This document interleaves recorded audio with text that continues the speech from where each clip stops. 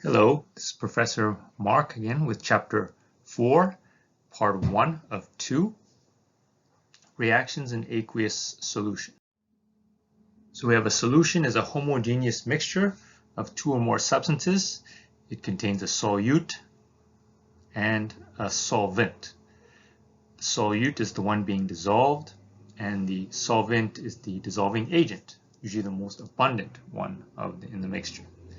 And it's not always table salt, putting salt in water and you have a solid and a liquid. We also have things like gas, for instance, in air, 70% is made up of nitrogen, and we have other gases, which are the solute, oxygen, CO2, other things which dissolve into the air. We also have, for instance, sodas. We have gases in a soda drink. We have bubbles coming up. That we can see is the gas, which is the solute in the liquid. And we have many other examples as well. So let's take a look here. Which one is the substance is a solute? Soda is a mixture of sugar and water. So here the sugar would be the solute. Number B, or letter B, 60 mils of ethyl alcohol and 30 mils of methyl alcohol. The methyl alcohol here would be the solute. The typical example, sodium chloride in 55 mils of water. The sodium chloride would be the solute. And I just mentioned briefly the 200 mils of O2 in 800 mils of N2. The solute would be the O2. So what happens when salt is dissolved in water? We recall that salt is an ionic compound, which is composed of Na plus and Cl minus. When we put salt in water, water is H2O, and we'll talk about this later. H2O, the oxygen is partially negative, and the hydrogen is partially positive. So what happens is the hydrogens start to aggregate around the chlorine because the chlorine is negative. So the positives and the negatives will attract to each other. And conversely, the oxygens from the water will start aggregating around the positive sodiums. And this is how water pulls the NaCl apart, and that's how the NaCl dissolves. So the sodium is surrounded by water molecules, and the Cl minus is surrounded by water molecules as well. We'll call this hydration. If we took sugar, for instance, which is composed of carbon and hydrogen and oxygens, here this is not an ionic compound. So when you put sugar in water, the actual composition stays the same. So here we have C12H12O11. You put it in water, it stays as C12H12O11. The intermolecular bonds are not broken between the carbon and the hydrogen. So what happens is that you have cubes or molecules of sugar that just break up in water. And this will not form any charges in our water, which we'll talk about later. If we wanted to conduct a conductivity test, so do a conductivity experiment, where if we had salt dissolved in water, we would have all these charges of chlorine, chloride, and sodium. So when we put the two electrodes into the solution of NaCl, you'll get a light bulb flashing. You'll get a positive conductivity test. And this is due to the electrolytes, which can conduct the electricity in the system. Conversely, we just talked about the sugars, and we said these nonmetals, which are combined with nonmetals, carbon, oxygen, hydrogen, they don't break up in solution. So you don't have these ions in solution, And therefore, when you do the conductivity test, you will not see any light bulb flashing. There's no conductivity of electrons, electricity, and we have non-electrolytes. These sugar molecules would be non-electrolytes.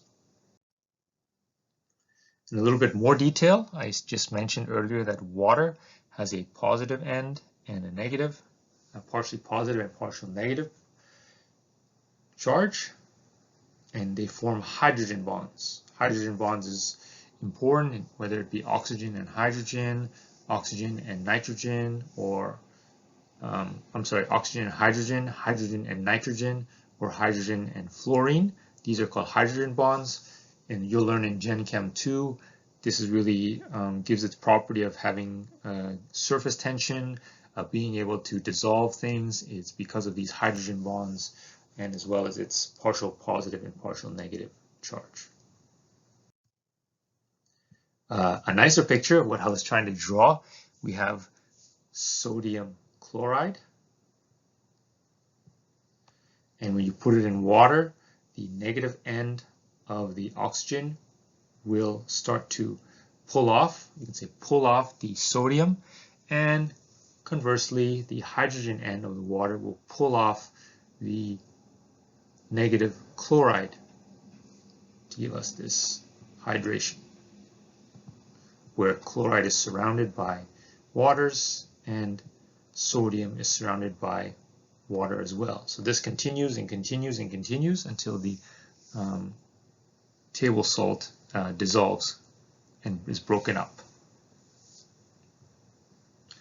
So here we have the solid. When we put it in water, it becomes sodium cation in aqueous form and chloride ion in aqueous form.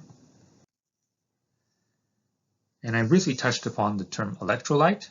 So when the sodium chloride breaks down in water, you get these strong electrolytes.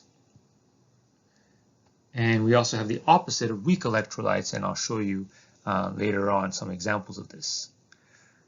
So it says strong electrolytes, when a solute completely dissolves into its positive and negative ions. These include things like HCl. When HCl dissolves in water, it usually happens 99.999% of the time. You can almost say 100% of the time. So you have hydrogen ions and chloride ions when you break this down.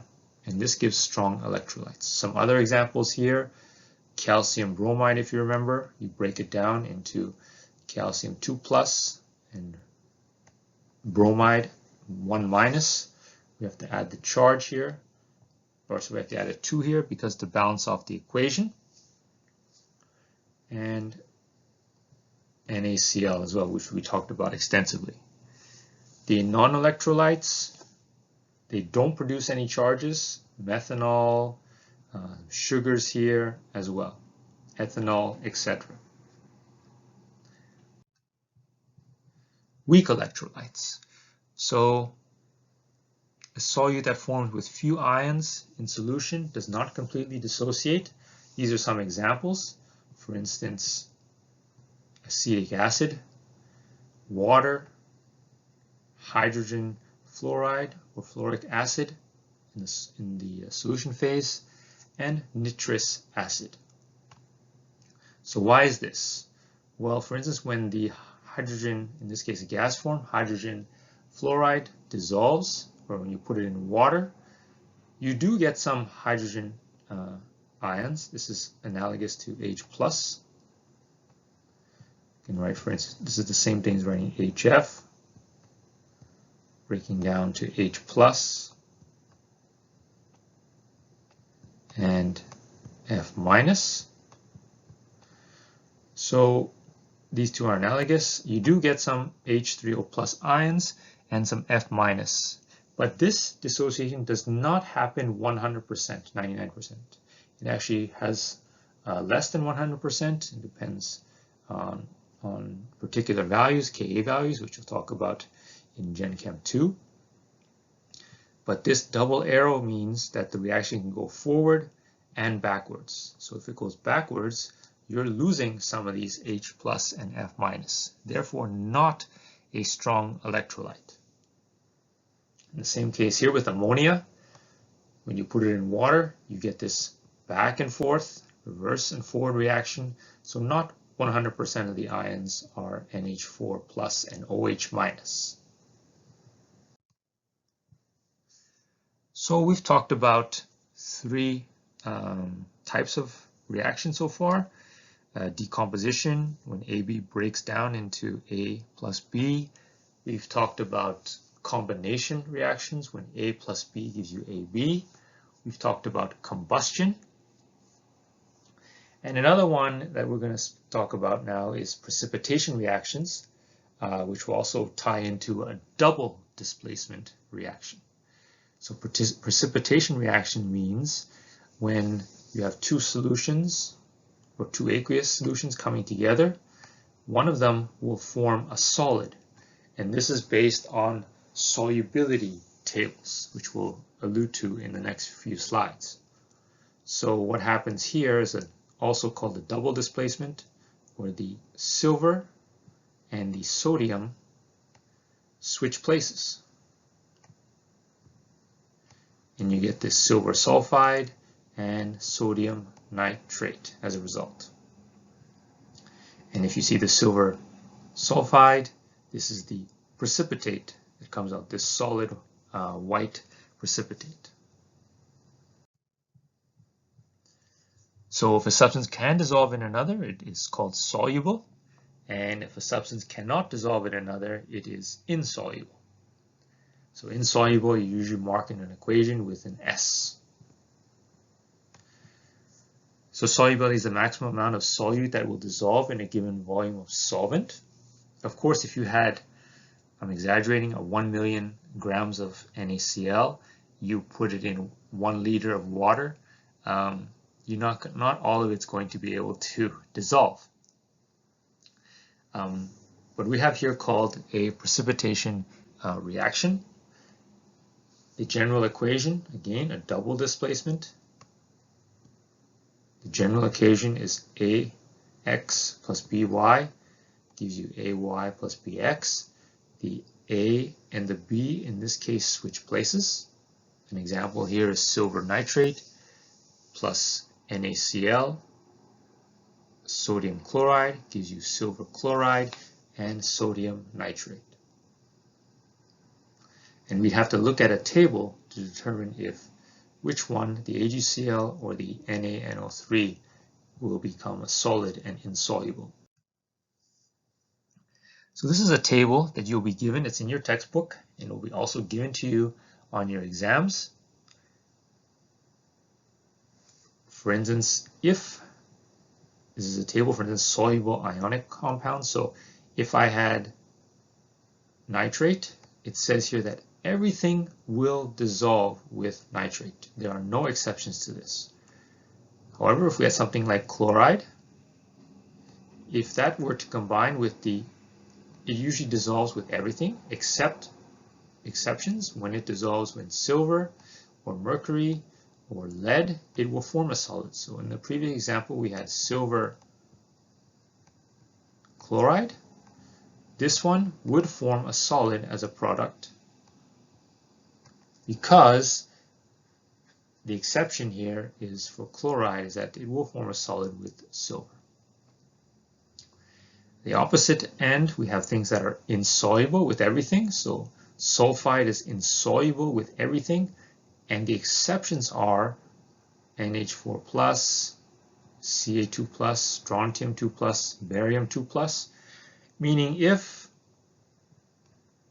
sulfur were to combine with, let's say, Ag, so we had AgS, Ag2S coming together, this would not form a solid, it would be aqueous solution.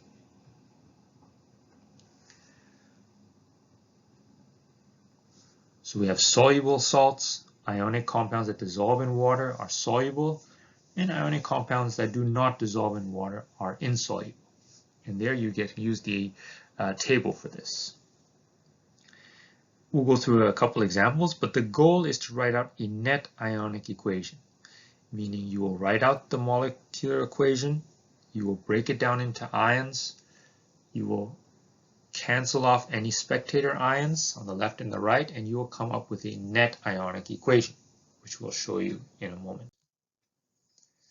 What I just said, you write out a balanced chemical equation, double displacement where A and B switch places. You have to make sure your equation is balanced as usual. You use table 4.1 to figure out which one will form a solid. Once you do that, you leave it as a solid in the products, and then the other species, you break it down into ions.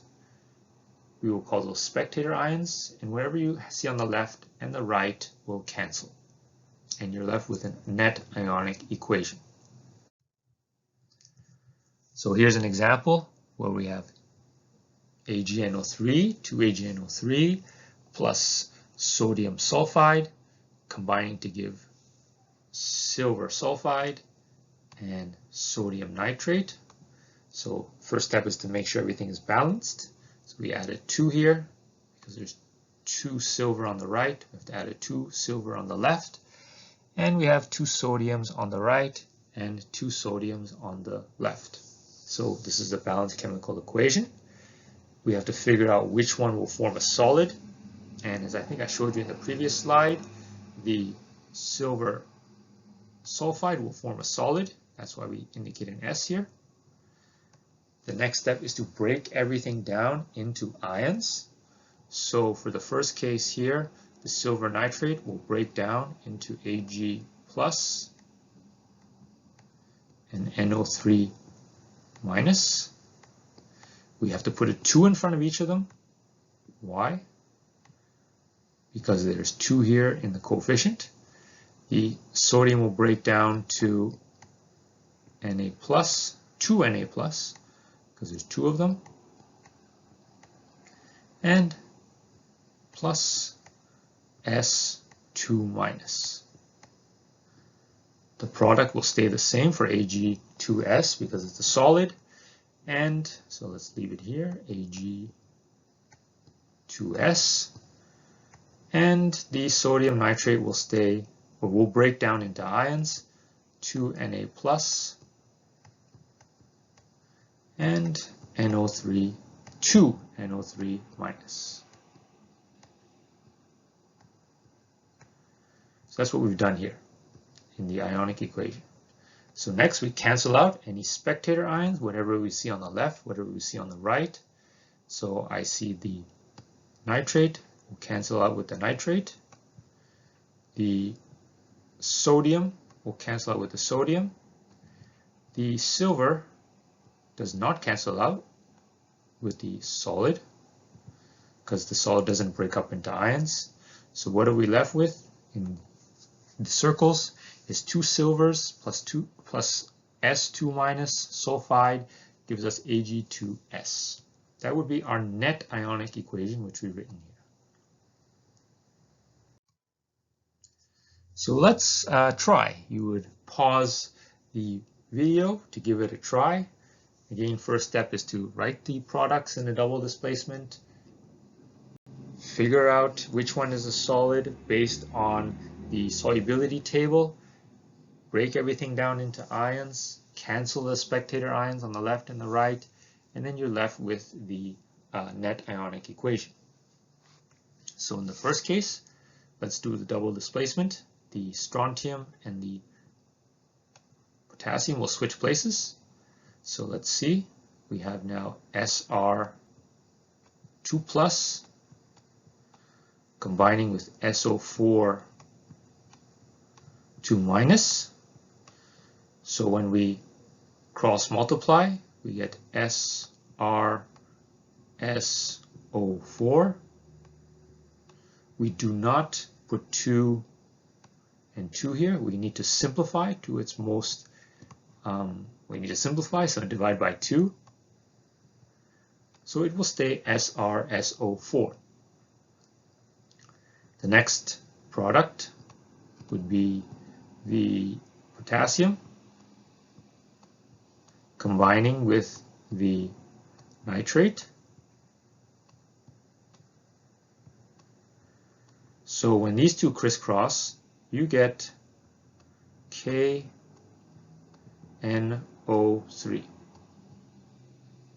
Let's check if our equation is balanced. I see 2 potassiums on the left, so we should put a 2 here. I see 2 nitrates on the left, so we put a 2, that's fine. And the strontiums and the sulfates are balanced. Next, we need to figure out which one is going to form a solid. So we'd have to have our table 4.1 in front of us. If you recall, the nitrate will be soluble with everything.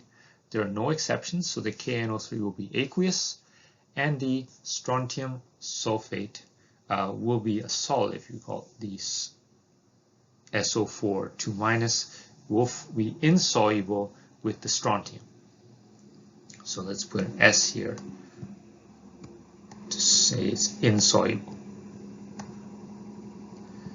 So next we have to break everything down into ions. The Sr, SO4 in the product stays together because it's a solid. So if we break it down, we have Sr2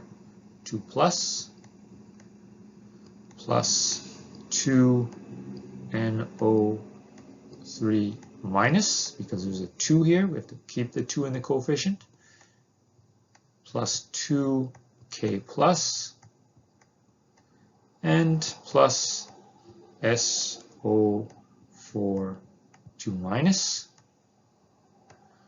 to give us the SO4, as I said, stays together. SO4 stays solid, and the potassium breaks down into 2K plus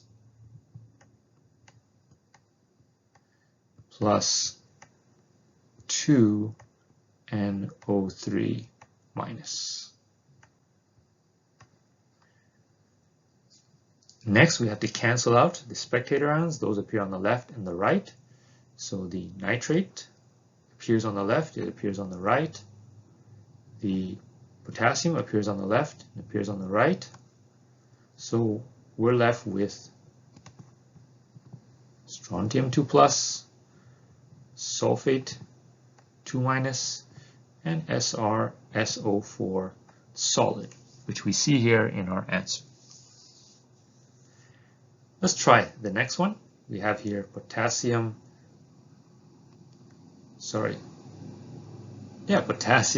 phosphate reacting with aluminum nitrate. We have to do a double displacement, so the K and the Al will switch places. So we have here KNO3,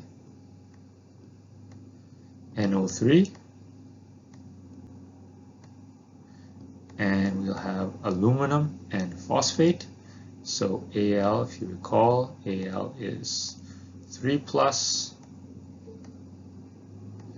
phosphate PO4 is 3-, crisscross, and we have to reduce, so Al PO4. So which one is a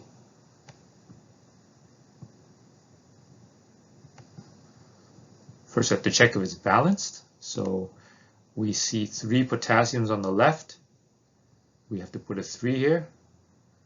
On the right, we have 3 nitrates on the left. We have 3 nitrates on the right. And we have 1 aluminum on the left and 1 phosphate on the left as well, and 1 phosphate on the right and 1 aluminum on the right. You need to figure out which one is a solid. If you recall, KNO3 is soluble with everything, and with the phosphate, aluminum forms as an insoluble compound when it combines with phosphate. So the solid will be here. We need to break down everything into its ions. So let's break this down. 3K plus PO4 3- plus Al3 plus plus 3NO3 minus the KNO4 breaks down, 3KNO3, 3K plus, and 3NO3 minus, and the aluminum phosphate stays as is. The aluminum phosphate will stay as a solid. It doesn't break down as a product because of our solubility table rules. So next we find the spectator ions. Whatever appears on the left and the right we cancel. 3K plus on the left and the right, 3NO3, 3NO3 minus, and we're left with this as our net ionic equation, which we have here on the bottom written out for you. So yes, multiple steps, balancing, using the table, figuring out the spectator ions, but everything should work out in terms of charges, in terms of the balancing equations when you go to our net ionic equation. So acids are defined as a substance that produces H+, or as I mentioned, H3O+, in water. So when I have here HBr, when I put it in water, it'll give off this H+, it'll dissociate 99.99% in this case. We'll talk later, but acetic acid is an acid because when you put it in water, it gives us H+. We'll talk about later how it's a back and forth reaction. So again, as I mentioned, it's a weak electrolyte. And phosphoric acid is an acid. You put it in water, you're going to give off H+. Actually, this will react furthermore to give off another H+, but we'll talk about that in the next couple of slides. Acids, they're sour. They have a pH less than 7, give off CO2 in general, and they corrode metals. So here we have strong acids. We mentioned earlier, when we put it in water, we dissociate 99.99% of the time, almost 100%. We use a single arrow to show this. So HCl, hydrochloric acid, is an example. We need to be familiar with 7 strong acids: hydrochloric acid, hydrobromic acid, hydroiodic acid, nitric acid, sulfuric acid, perchloric acid, and chloric acid. If it is not one of these 7 strong acids, we will deem it a weak acid. For instance, acetic acid, HF, ammonium, NH4+. These are weak acids. A monoprotic acid, as I talked about earlier, hydrochloric acid, dissociate about 100% to give us H+ and Cl-. We say this is a monoprotic acid because when you put it in water, it gives us mono meaning 1, proton hydrogen, it gives us 1 proton.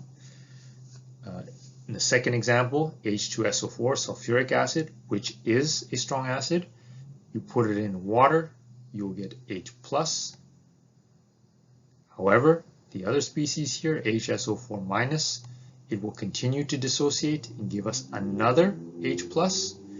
That's why we call it a diprotic acid, because it gives off 2 hydrogens. Di meaning 2, protic meaning the hydrogen. But if you notice here, the HSO4, when it's in water, it has a back and forth, meaning it is not one of the strong acids. H2SO4 is the strong acid. And phosphoric acid, the third case, triprotic acid. Phosphoric acid is not one of the 7 strong acids, so you have a back and forth here, but it does produce 3 hydrogens in 3 successive steps.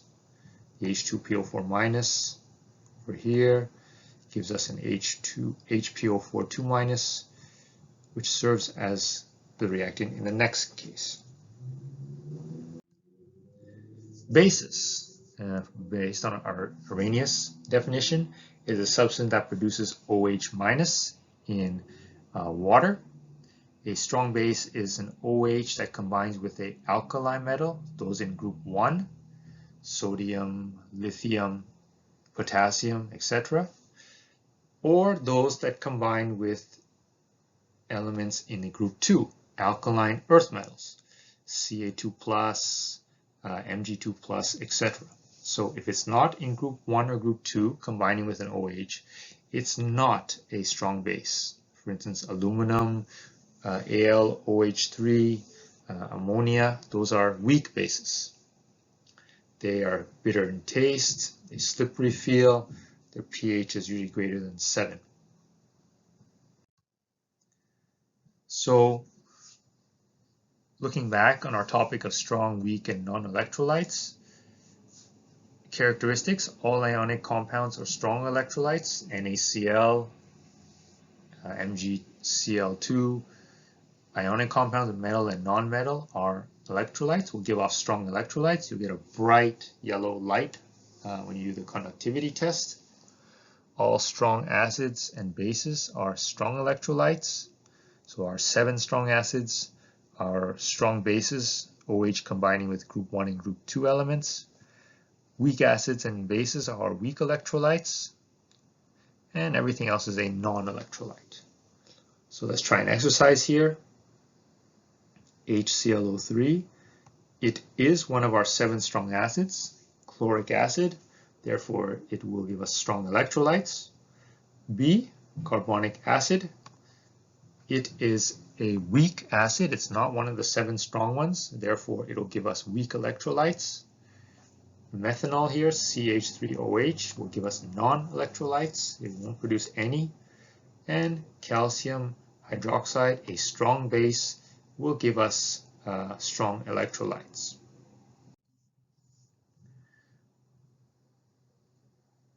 An acid plus a base. When you have a strong acid plus a strong base, you'll get water plus salt.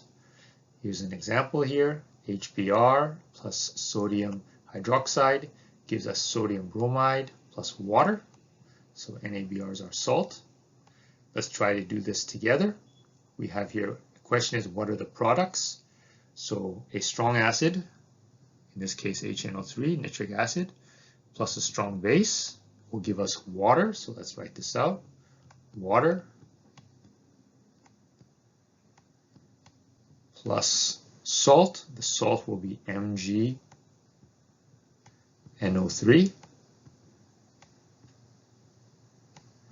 We have to add a 2 here, because when you crisscross the Mg2 plus and the NO3 minus, you get a crisscross of MgNO3 2. Make sure it's balanced. So here on the left, I have 1 magnesium. On the right, 1 magnesium. On the left, I have 1 nitrate. I have 2 nitrates on the left, so I should put a 2 here. In terms of hydrogen, I have 4 hydrogens on the left. I must add a 2 here to have 4 hydrogens on the right.